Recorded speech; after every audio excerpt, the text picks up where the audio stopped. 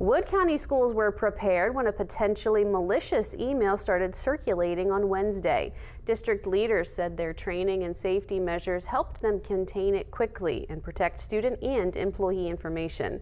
Director of IT for Wood County Schools, Jonathan Farley, said the email looked convincing, asking for a job reference and prompting staff to click an attached document.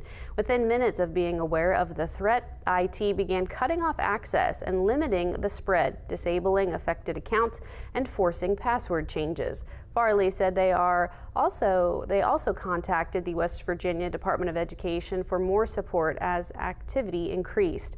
By early Wednesday evening, staff were told to stay off devices and email while the district worked to secure systems. We had an outside organization reach out to us to help us combat this issue. With the West Virginia Department of Education, their team, there was a lot of hands involved to get this stopped and to make sure ultimately we had it under control and we were safe to proceed on. Farley said the district took time to thoroughly scan systems and identify anyone who may have clicked the attachment. He said the district felt confident the threat was handled and systems were safe to move forward by around noon today.